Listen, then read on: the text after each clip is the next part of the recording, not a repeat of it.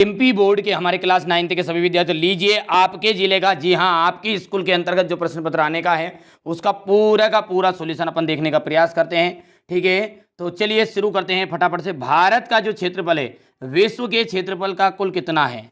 ठीक है, भारत का जो क्षेत्रफल है वो विश्व के क्षेत्रफल का कितना प्रतिशत है? तो 2.4% है।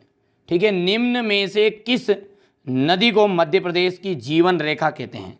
और मध्य प्रदेश की जीवन रेखा जो है नर्मदा मैया को कहा जाता है, यानी नर्मदा यहाँ पर राइट आंसर है, क्योंकि इसके कारण ही यहाँ पर पूरा किसानी हो रही है। प्रथम विश्व युद्ध कब लड़ा गया था?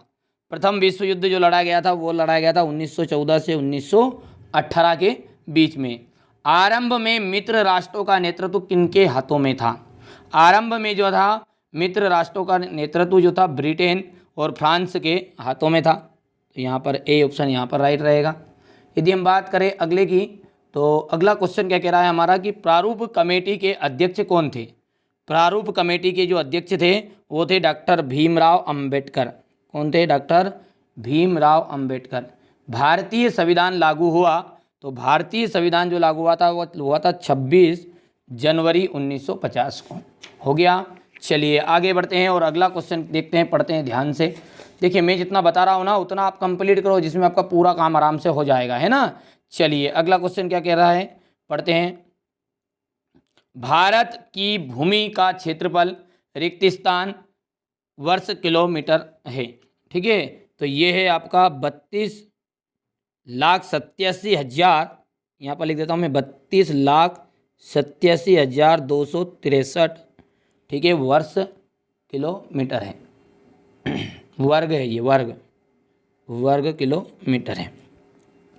गंगा नदी जो है नदी की सबसे बड़ी सहायक नदी है। कौन सी नदी? तो यमुना नदी। यमुना नदी जो है गंगा नदी की सबसे बड़ी सहायक नदी के रूप में देखी गई है और है वास्तविक में। कार्ल मार्क्स ने रिक्त स्थान नामक ग्रंथ की रचना की। तो कार्ल मार्क्स ने दास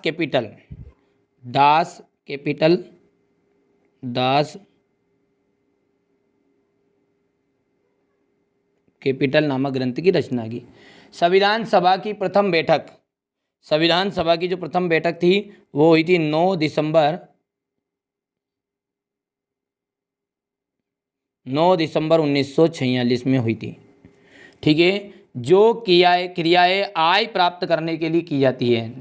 ठीक है, ऐसी क्रियाएं जो आय प्राप्त करने के लिए की जाए उन्हें हम कहते हैं आर्थिक क्रियाएं। क्या कहा जाता है उन्हें? आर्थिक क्रियाएं। हो गया। उत्पादन का मुख्य प्रथम आवश्यक कारक क्या है? देखिए कोई सी भी चीज़ का उत्पादन करें सबसे पहला चीज़ क्या चाहिए? उसमें भूमि चाहिए। तो यहाँ पर भूमि आपको भरना है। चलिए जोड़ी का मिलान करते हैं। 6 नंबर की जोड़ी रहेगी। राजस्थान क्या है? क्षेत्रफल की दृष्टि से सबसे बड़ा राज्य। ड्यूमा का जाएगा रूस की संसद। खरीफ का जाएगा ज्वार और बाजरा। ठीक है, ज्वार और बाजरा। और हरित क्रांति का मतलब क्या है? उत्पादन में वृद्धि। श्वेत क्रांति का मतलब होता है दूध से संबंधित। हरित क्रांति का मतलब है कि जो फसल उत्पादन है वो। ठीक है, और भैया यहाँ पर डॉक्टर राजेंद्र प्रसाद है संविधान सभा के अध्यक्ष और देश का सर्वोच्च कानून, देश का सबसे बड़ा जो कानून है वो क्या है? संविधान। आगे बढ़ते हैं और सत्य को समझने की कोशिश करते हैं। भारत के दक्षिण में हिंद महासागर स्थित है। बिल्कुल राइट बात है, हिंद महासागर स्थित है। भारतीय संविधान की प्रस्तावना संविधान की आत्मा है। ये बात भी आपकी सत्य रहेगी।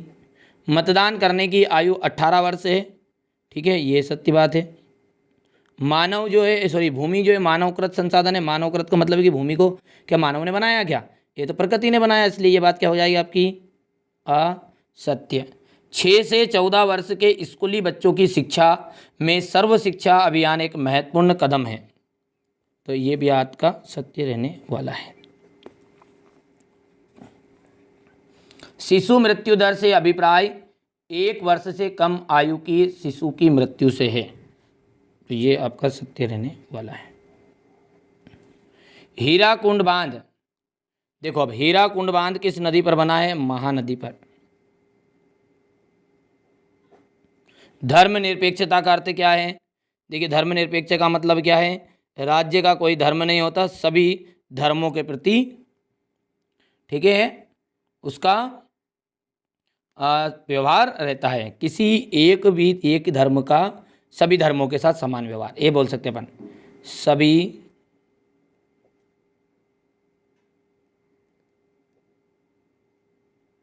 धर्मों के प्रति समान व्यवहार, इसको कह सकते अपन धर्मनिरपेक्षता। लोकसभा के सदस्यों को क्या कहते हैं? लोकसभा के सदस्यों को अपन कहते हैं संसद की सांसद कहते हैं। लोकसभा के सदस्यों को कहते हैं सांसद, ठीक है। पालमपुर की एक गैर कृषि क्रिया का नाम बताइए। गैर कृषि क्रिया है दुकानदारी। वयस्क मताधिकार क्या है?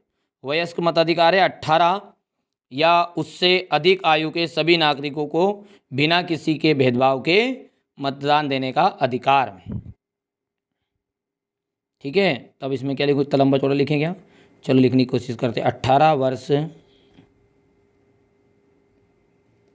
या उससे अधिक, थोड़ा रोक के लिख लेता हूँ। देख लीजिए, 18 वर्ष या उससे अधिक उम्र के सभी नागरिकों को मतदान देने का अधिकार, ये कहलाता है वयस्क मताधिकार। भारत के स्थलीय पड़ोसी देशों की संख्या बताइए। तो स्थलीय पड़ोसी देशों की संख्या है 7। टोटल कितनी हो जाएगी? 7 हो जाएगी। याद रहेगा भैया। चलिए आगे देखते हैं और क्वेश्चन नंबर 6 को पढ़ते हैं कि भारत के केंद्र शासित प्रदेशों के नाम बताइए। यहाँ से आप ध्यान से देखो, क्वेश्चन नंबर जो 6 है बहुत ही सिंपल है, ठीक है। भारत के केंद्र शासित प्रदेशों के नाम बताइए। तो ये यहाँ पर रहा इसका सॉल्यूशन। तो भारत के केंद्र शासित प्रदेशों के नाम हैं अंडमान निकोबार द्वीप समूह, चंडीगढ़, दादरा, दिल्ली, जम्मू कश्मीर, लद्दाख। 8 केंद्र शासित प्रदेश, केवल इतना भी लिख दोगे ना तो 8 केंद्र शासित प्रदेश और नाम भी आपको कर लेना है। इसी के अथवा वाला है कर्क रेखा से कौन कौन से राज्यों से होकर गुजरती है। तो कर्क रेखा 8 राज्यों से होकर गुजरेगी, जो कि नीचे है गुजरात, राजस्थान, मध्य प्रदेश, छत्तीसगढ़, झारखंड, पश्चिम बंगाल, त्रिपुरा और मिजोरम। इसके नीचे है आपका भारत के पड़ोसी देशों के नाम। तो पड़ोसी देशों के नाम ये रहे आपके सामने, याद कर लेना है आपको, ठीक है। तो ये क्वेश्चन हो गया इतना अपना। क्षेत्रफल की दृष्टि से 7 बड़े देशों के नाम बताइए, है ना। तो ये क्षेत्रफल की दृष्टि से 7 बड़े देश हो गए। अब ये जो क्वेश्चन है, ये क्वेश्चन आपको करके ही जाना है कि फ्रांसीसी क्रांति की शुरुआत किन परिस्थितियों में हुई।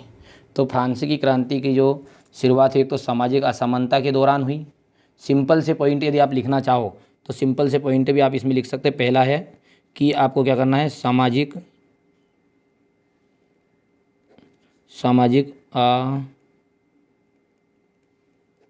असमानता के कारण हुई, इतना सा याद कर लेना है। दूसरा पॉइंट क्या करोगे, आर्थिक संकट।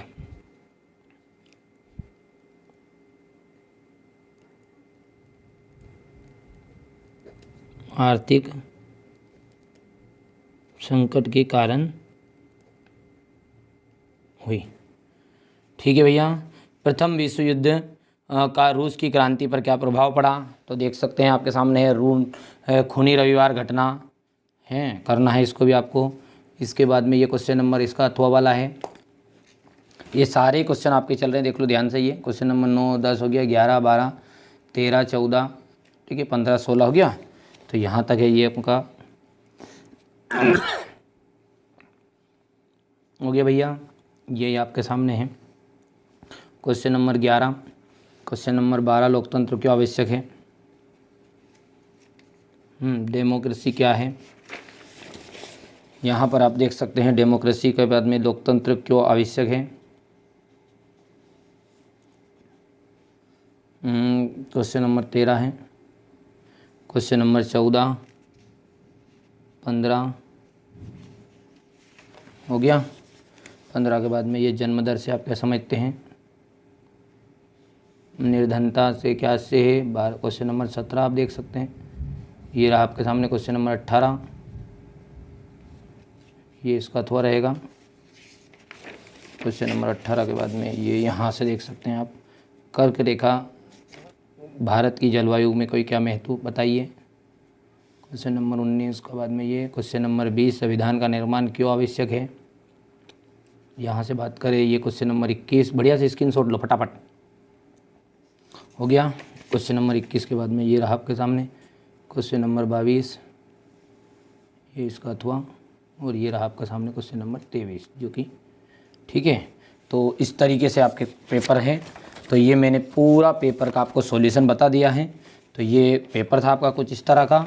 इससे पहले मैंने एक पेपर और आपको अच्छे से सॉल्व करा दिया है, नहीं करा है ना तो ज़रूर करके जाना है, ठीक है। केवल और केवल मैंने आपको 2 प्रश्न पत्र कराए हैं। 2 प्रश्न पत्र में आपके सामने ये रहे हैं, ठीक है, दोनों पेपर।